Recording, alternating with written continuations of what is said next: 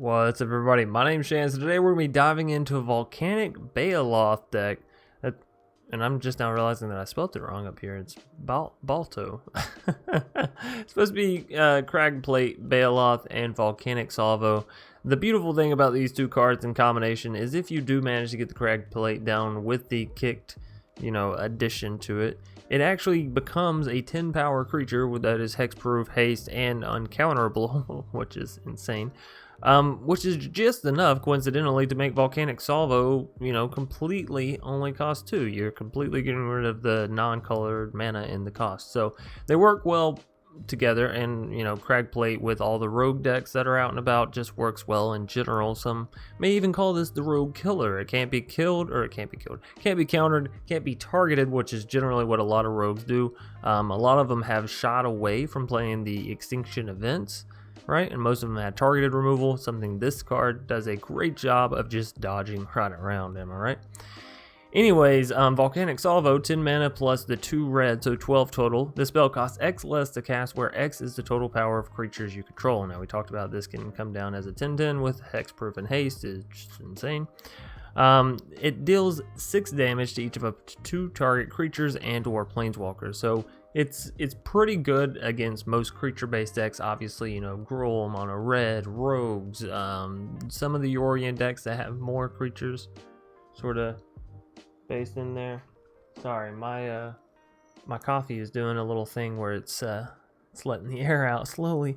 Anyways, Volcanic Salvo is really good against the creature-based decks. It's okay versus the control-based decks, right? Because you could still hit, an Ashiok and a Garruk if they're playing Soul-Top Planeswalkers, or a Narset and a Teferi if they're playing Jeskai Planeswalkers, something like that. I don't know. Generally, the only Planeswalker you really have to worry about right now is Yugen, am I right? But being able to deal 6 damage to Yugen as well as a creature, still pretty special. So, enough of my soapbox about that card.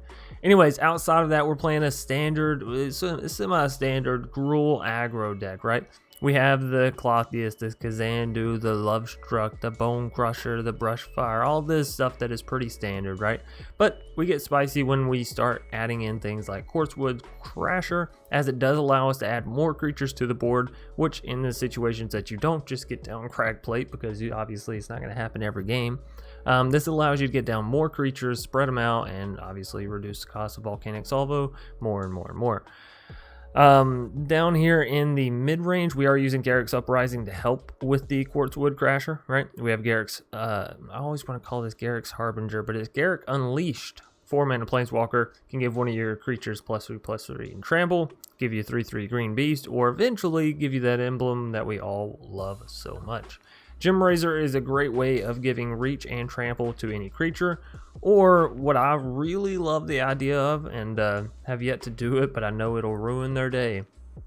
Put a Gemrazer on Cragplate Baloth up against a Rogues deck. Am I right? It has reach, it has hexproof, it has haste. The only thing it needs after it gains reach is like vigilance, so it can attack and never, have to tap.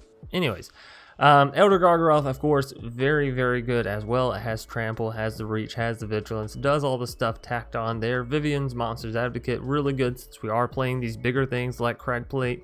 If you can minus on Vivien right, then you can sort of go through and grab your Quartzwood, and now you have a haste hexproofer, which of course doesn't have the trample, but if you manage to have already gotten down an Uprising or a Garruk Unleashed, you can see where I'm going. The potential for the damage of this deck is huge. And of course, if that wasn't enough, we have Embercleave and the Great Henge up here in the top end to help add to it. So one thing to remember, I know you're looking at it and you're saying, Chance, you have a lot of things in the top end of your deck, but let me show you a little magic trick, okay? So Gemrazer, mutate cost, which generally you will be using it for the mutate, right? Boop. Whoa, you don't get your own category. Down to 3. Lovestruck goes down to 1, as you'll generally be playing it on 1, and then turn around and play it on 2 as well, but it'll initially be played on 1, right? Same thing with Bonecrusher. It'll initially be played on 2, and then on 3.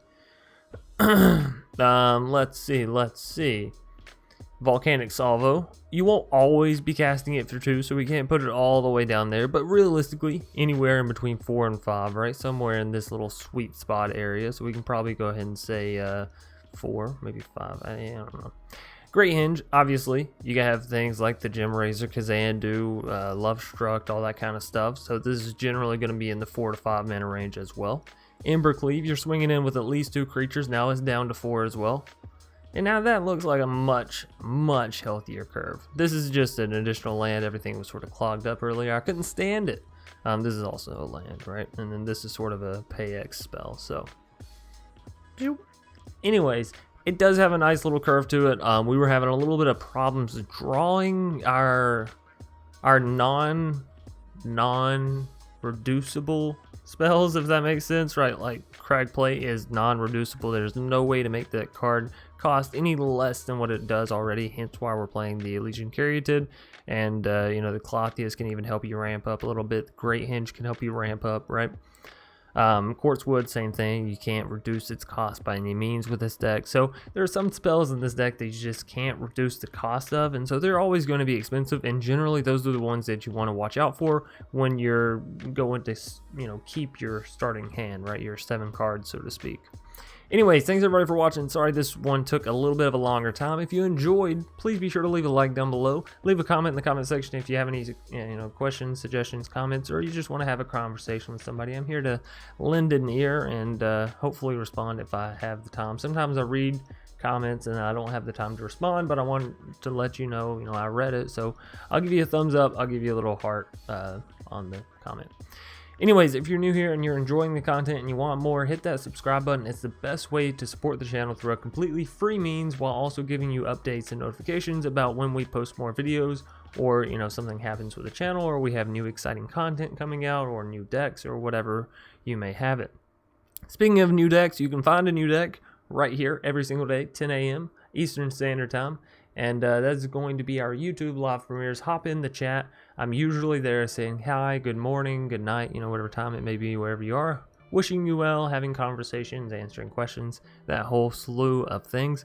Furthermore, on Mondays, Wednesdays, and Fridays, we have budget videos that go live at 10 p.m. Eastern Standard Time. So if you're interested in that, you're a newer player, you're looking for decks that you can play that are still fun. I know a lot of content creators sort of just make whatever decks are at the top right now, and then they don't really shed lights on ones that everybody can realistically play. So I'm trying to help everybody out. If you're enjoying, Magic and you're new to it, don't get discouraged by seeing all these decks that cost, essentially an insummable amount of time for you. Check out some budget videos, and I'm sure you can find 1 or 2 of them that you enjoy and try one of those decks out. Anyways, without further ado, hit the join button if you want to be a member and all that kind of stuff. It's Saturday nights, 10 p.m. That's when we do those videos and stuff. Anyways, without further ado, let's dive into some Magic. AJRX.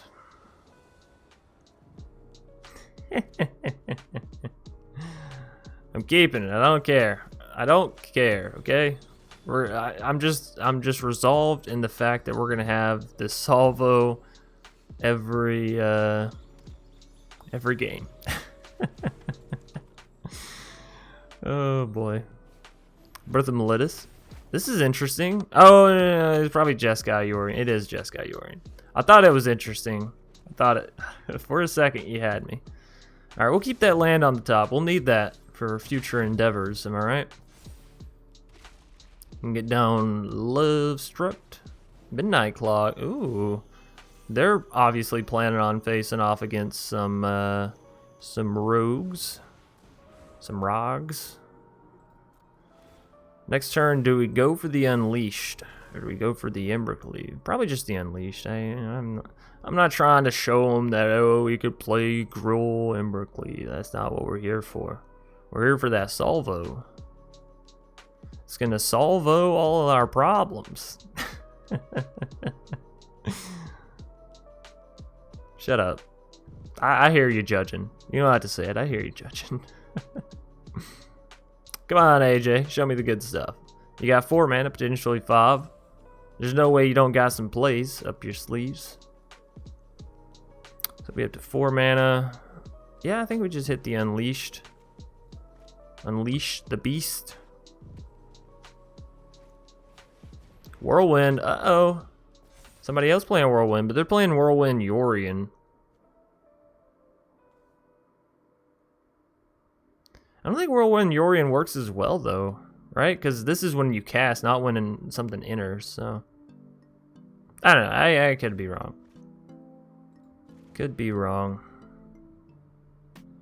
Could get down Kazandu and really boost up the Salvo, but given they don't really have like a creature-filled board right now, you know, we'll just do this and be happy with what we're doing, okay?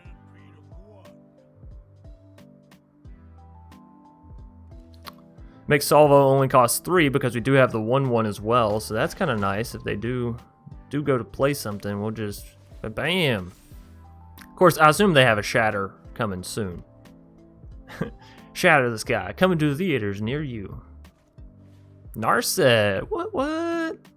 I do like Narset in the Whirlwind because it's very thematic, right? She's doing her kicks, it's doing, you know, other Narset wavy, spinny things. I like it. The only thing I don't kind of like is the fact that on Narset, you see these drakes flying around her, and on this, you see the drakes flying around her. But at no point does she ever get any drakes flying around her, you know what I mean? I think Kazandu's got to go down as a land here. I think Garruk's Uprising can draw us a card Reno, and that's something that I do cherish. So you take out the Narset, you can hit the face hole. Bam, bam. We're gonna be up to 6 mana on the next turn. That's good. That's good. We can get down Gargaroth if we want to. Gargaroth will make Salvo only cost 2. Not saying that's our best play. Could also potentially go for an Klothys won't enter. They're gonna ECD probably the Lovestruck, right? Surely it's not the Uprising. Yeah. Yep. And an Omen. Yeah, I just think it's better with adventure spells, you know? Call me crazy. Call me insane. Slap a Gargaroth. Let's slap that there Gargaroth down. This 1/1, doing the work. Doing the work. We could potentially go questing into Embercleave on our next turn. No, never mind. They have the ECD. So close. We could have potentially gone questing into Embercleave on the next turn, which would have been spicy. Could also potentially go questing into Volcanic Salvo, but again, they ECD'd, so it's not possible. We can go questing in Klothys. That's still pretty good. That puts Klothys to 7, which actually turns her online. Hey, you with the Shatter. Please stop it. I'm sitting here making plans. You're ruining them. You're ruining them. We're leaving that Fabled for the just in case we get the Mammoth claws, right? They're about to restock their hand with that Midnight Clock there. Questing Beast, draw me a card. Quartzwood Crasher. That's really good. Actually, so good that I'm gonna put this Klothys down. That's right, I said it. It's Klothys time. Because Quartzwood will turn on the Klothys next turn if questing can live and all that good jazz, right? But if we can get the Quartzwood down, 5 mana, we could also potentially use Embercleave next turn. I doubt it. I highly doubt it. Because, you know, when does our creatures get to live? Damn it. Okay, well, take the Klothys. Leave the questing. Take Klothys. Bastard. Bastard. That's going to take Klothys. I take it back. Don't take Klothys. Don't take her. Fuck. Can you just chill for a minute, AJ? I'm drawing nothing but lands over here. I'm bricking hard.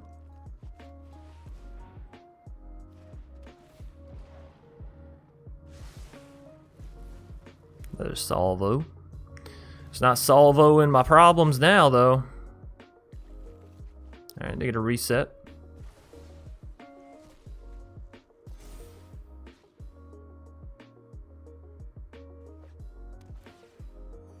I will say the Midnight Clock with the Whirlwind is a nice add. I think maybe our adventure our Whirlwind of Adventure could do for a midnight clock. Come on, AJ, show me the money. Ah, they're gonna take out Quartzwood here. Yeah. Alright, fine, you bastard. With the exiles and all that. Zoloff. Sounds like a medicine. Alright, I'm keeping it. I don't see Salvo, I don't see the Baloth. This means that it must be a viable, semi-viable starter hand here.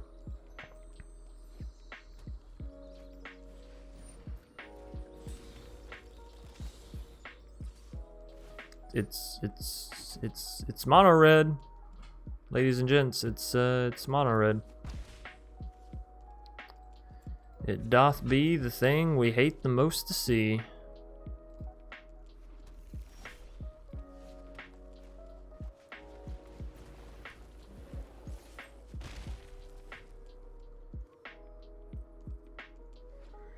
Okay, so we can take out the robber come our turn. They're just taking all our good, fun playables. That's fine. I didn't want them anyways. You clown.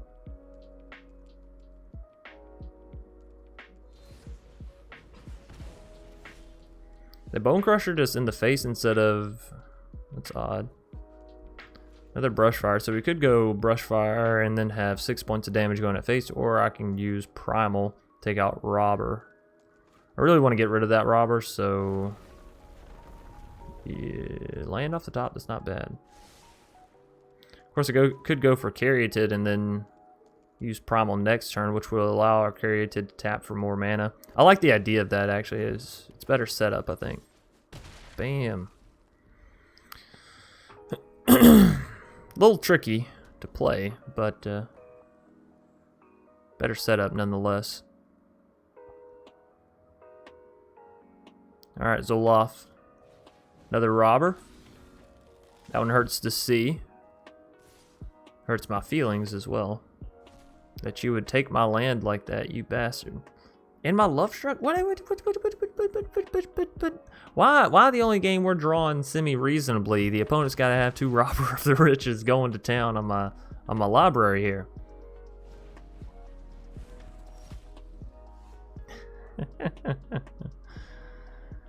Okay, so if I play this, I can still...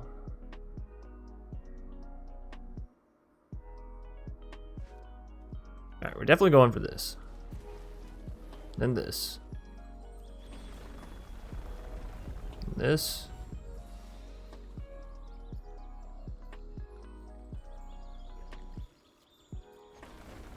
So they are now up to 5/5s. I could also put this down and turn one of them into an 8. And that gives me 13 points of unblockable damage. They're down to 3 life. Or I'll go Primal. 1, 2, 3. Still gives me 8 points, right? So I think we go for the Garruk.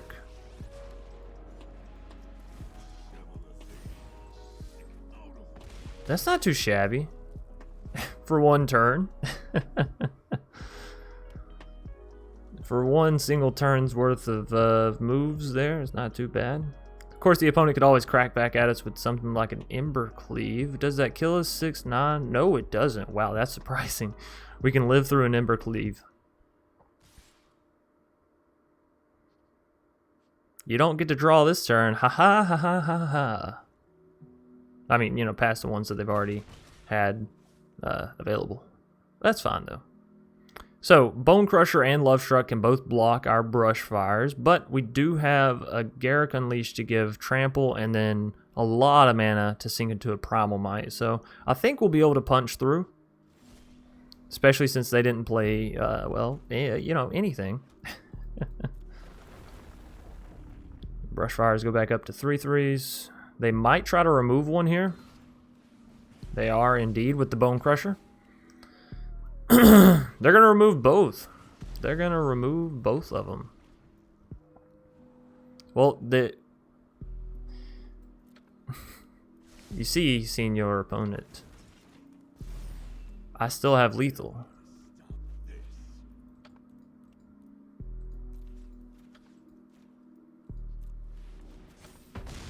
Boop. What a way to win, too, with the Caryatid carrying us to the finish. Sorry, I had to. And it wasn't my best joke in the world, but you know what? We've been on a little winning streak here. I'm happy about it because the deck kept giving us the salvos, and I was like, I swear this deck's got some merit to it. Squiz cheese, not to be confused with squid cheese, which is kind of like goat cheese, but not exactly. We're gonna have to mulligan this. We can't start. Why do we get Volcanic Salvo every game? Whoa, every game, huh? Well, I'm gonna put back the Baloth, I guess. Well, don't get me wrong. I love hitting our combo, as you know. I'm trying to showcase something here, but at the same time. you hope to draw those later, right? That's why you don't have 4 copies of each in your deck. But we'll see. I mean, sure, it'll be all right. Opponent's playing Selesnya Vigilance Landfall, maybe something in that that range, that category. Glass Casket. Why you gotta be such a bastard? We just started. We don't even know each other. Alright, Root Grazer. Are they going to play another land down there after? Nope. Okay. Okay. Dokay. Well, I guess let's just get down the Bonecrusher. Klothys doesn't do too much for us right yet. Ow. Ow. My wrist just popped twice. I don't know if y'all heard that. Yasharn, maybe? It seems like a deck that would run Yasharn. Oh, I'm so good. I'm so good at the Magic guessing game.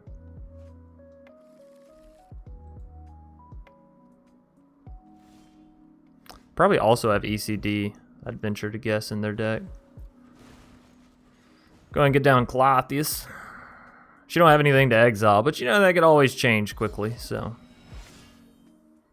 Get her down nonetheless.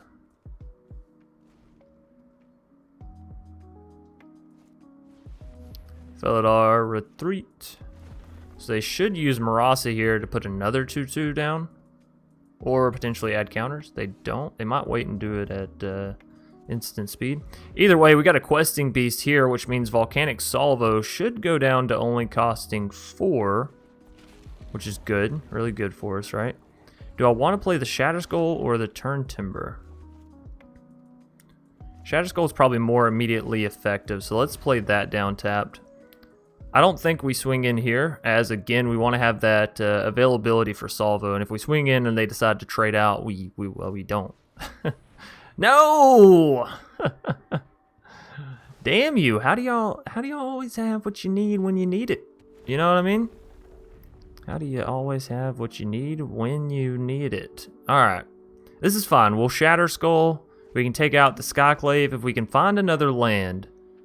They keep exiling our stuff too, so we can't even exile it and deal damage and heal up a little bit.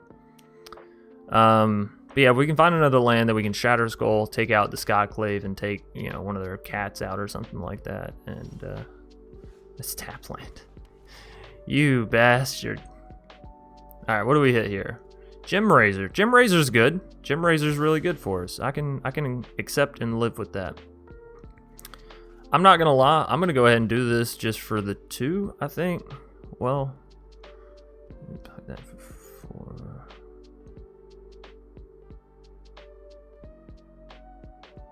4. Yeah, no, I'm still going to. Did this will give us a 4/4 back, which will make Salvo cost 4 again, right?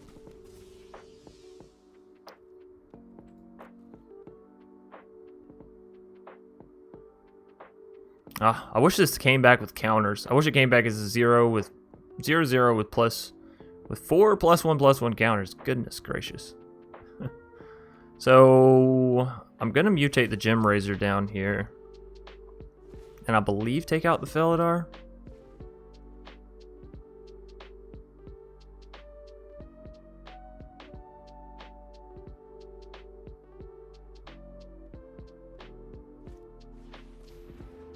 Scoot Swarm, that's terrible. That is terrible. I think it's a GG. I don't think we can come back from that. We could use Salvo, but we'll have to remove both their scoots. Teddy M. What up, Teddy? How you doing? Volcanic Salvo. We can't get away from it. Fuck it, whatever. Like, I'm just treating it as...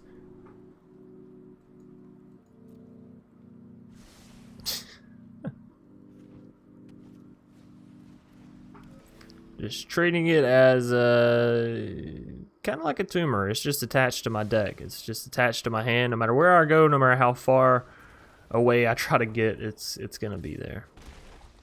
I hate when a card like this happens too, right? Because you're like, oh, I want to play this card, but I don't want to play it turn 1. Can you stop? Can you stop? Can you stop? Right? You're like, no, please quit giving me the same card in my opening hand. Fuck. Give it to me around turn 5, turn 6 when I need it.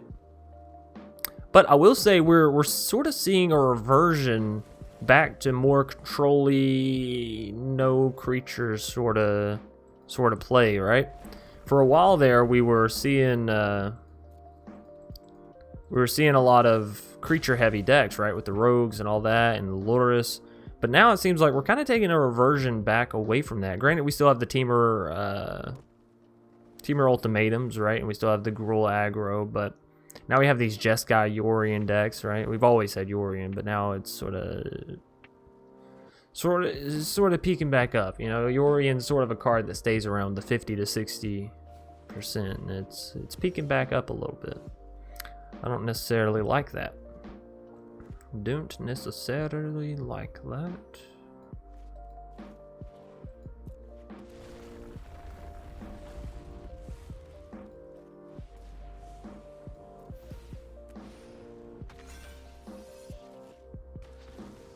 No ramp for you. Mahaha. Bam, bam. So opponent's down to 5. Oh boy, we actually do have 7 mana, which means we could use the Salvo if they dare to put something in our way.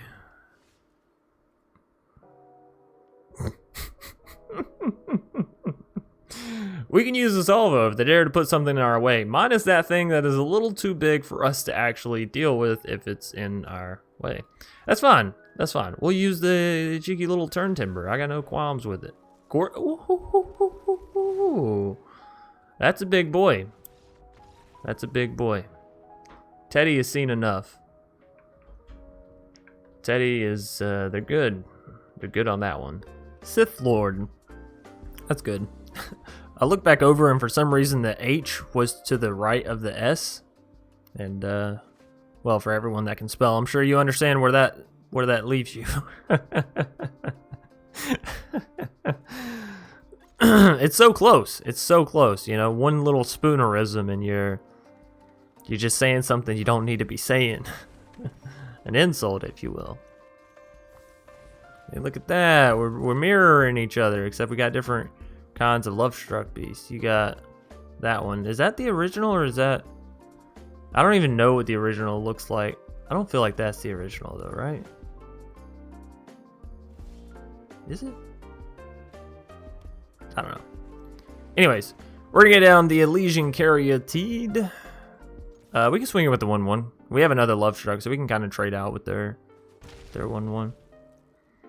But yeah, if we can get down the other Lovestruck on this next turn, which we can't because we have this tap land.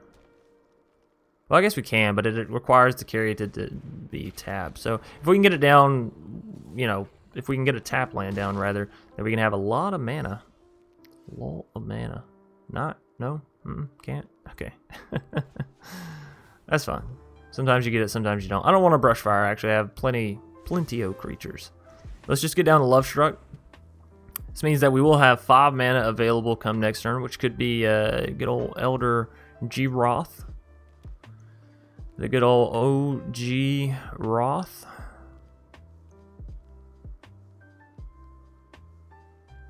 We'll hope they don't have something like a Primal Might here. Ugh. Those things really hurt.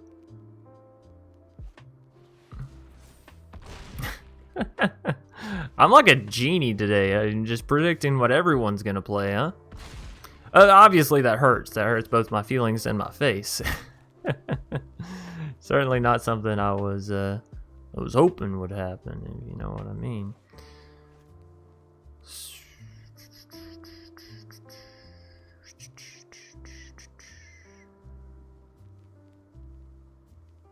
Alright.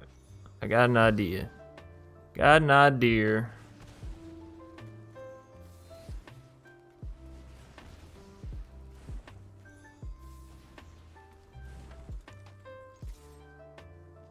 We're down to 8, but we took out their haster. And we got a lot of creatures to play outside of that. If we can get 3, so we can get 2 of these creatures down next turn. What are you doing?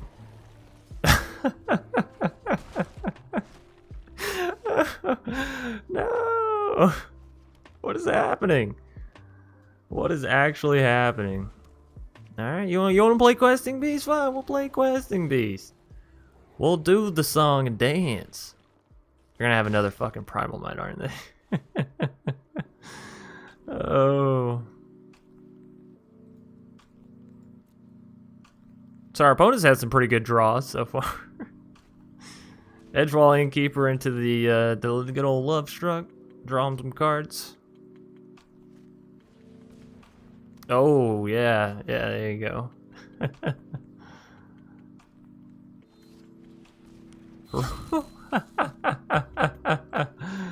Nice. Alrighty. That is some next level plays there, ladies and gents. I like it. I like it. We're obviously gonna block this. Oh, I forget it has Death Touch. Right, we would have had to all block that in order to not die. Oh my goodness, that was so good. Sith Lord, you got us.